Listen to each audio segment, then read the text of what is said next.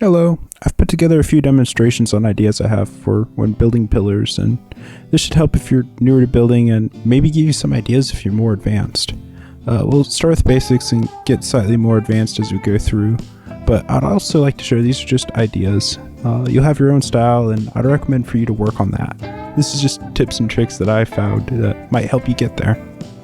So I'd like to start with a wooden pole. I've seen this everywhere, and for good reason. It's the most basic pole you can make. It's simple, but it works.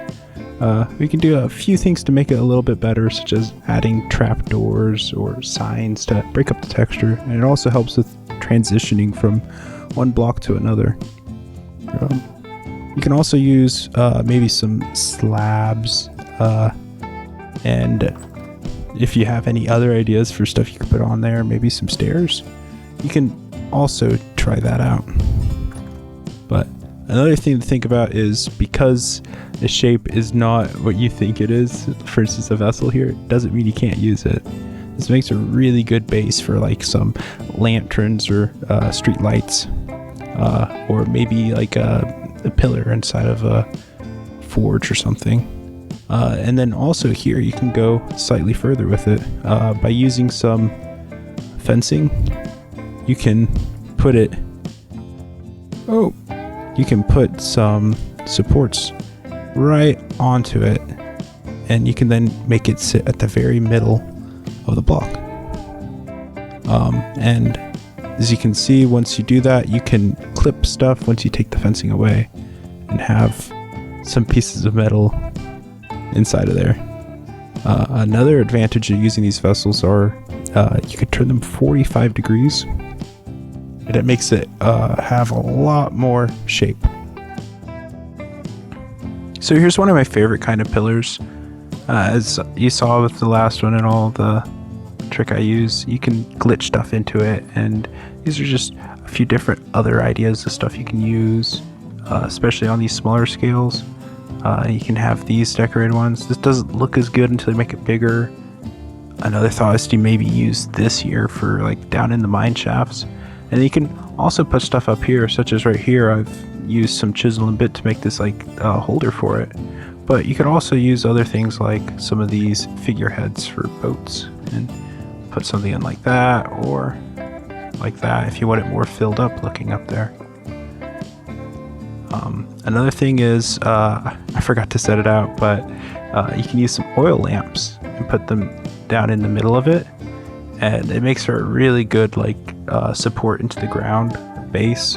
And if you using the oil lamp will make like some light around it, but it will look a little weird with the particles coming from it and just light coming out of nowhere. So if you want something that has high utility for space, that's good, but keep in mind it doesn't look absolutely perfect. As you can see, here's like an example of like my favorite setup I have. Now for building up shape, we have the normal pole here, and like before you can add on some slabs around, give it a head and a base, maybe switch out the colors and try out different things. And then you can also go through and maybe round it off, maybe add in some transitioning, play around with like how you're doing it, and if you have a shape you like. Once again over here I've just used some stairs to make it reach out further and feel like it's holding up a larger area. And then with this here I've simplified the support here, and I ended up with something I kind of like. And you could also, don't forget all these beam supports. You can add on lots of little decorations on the inside of it to give you something more to look at. And after putting everything together, I kind of ended up with something like this. You can end up with something completely different, but I'm pretty happy with this here. Definitely nothing absolutely crazy. It might be a little bit messy, but it's definitely a lot better than this here. Here's a few things I like thinking when making a pillar, which is form, depth, shape, and contrast. So starting with form, the thing I start thinking about is the shape it takes up. How much area it's going to be, how big do I need it? Does it have branch offs? Does it need to be more round and stuff like that. The other thing I started thinking about is texture. As you can see here, I put the tiniest little bit of texture. And do I need any colors I want to influence into it? Such as if I have a build that's gray with black and white, maybe I want to put some black and white into the pillar. The next thing I start thinking about is depth. Just adding a little bit of depth can make a build look a ton more realistic, and it can give you something more to look at, especially at multiple angles. And after depth, I like to start thinking about shape. Now, usually I'm thinking about shape the entire time.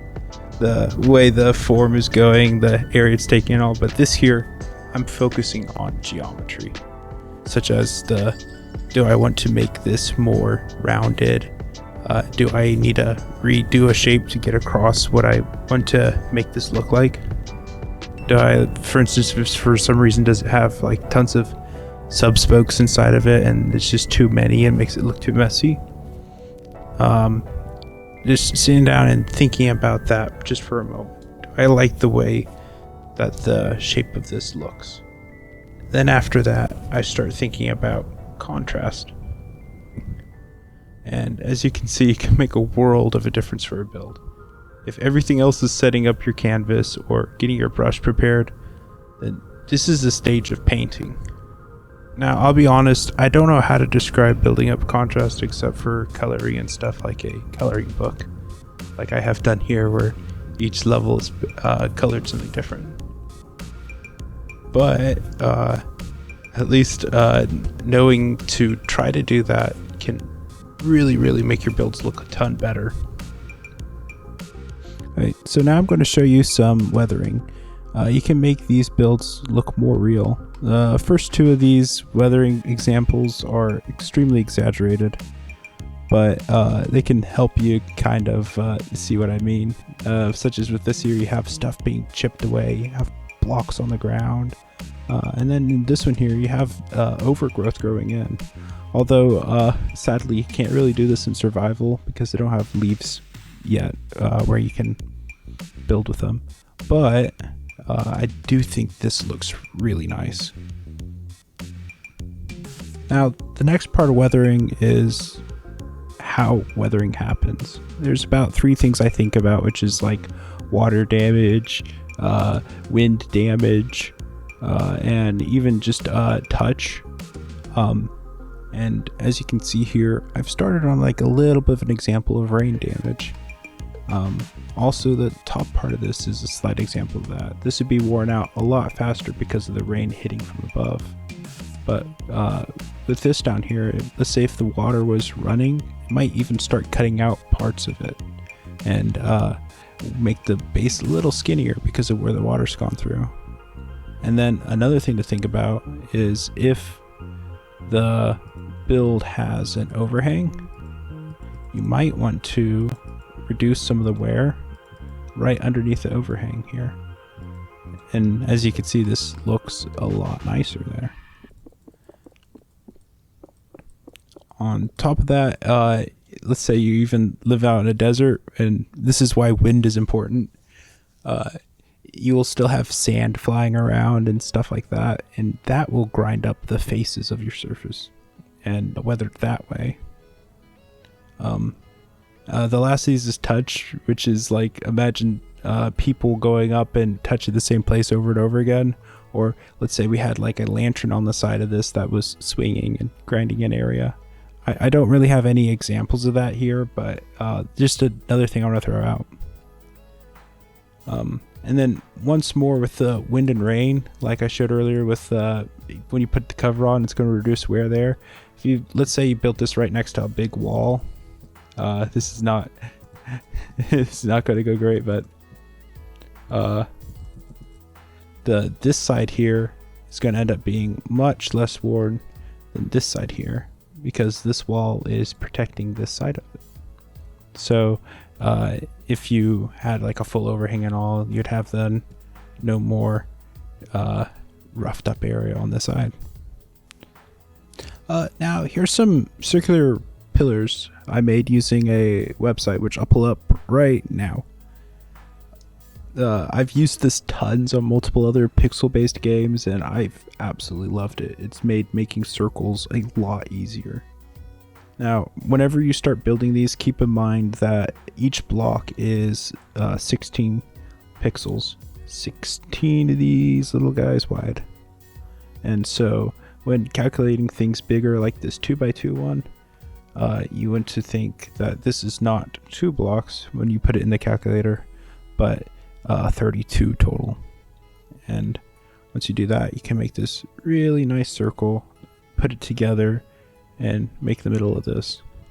You can also extremely upscale it to these giant sizes, and I'd recommend, if you're building something this big, simplify it. Don't do as detailed as like this one here, or even this little tiny one here, because you will save a lot of time. And even here, with it having half the pixels being cut out, it still looks incredibly round, and especially good at longer distances. So you can save hours by just simplifying for larger pillars. Now, here's a few random ideas I have.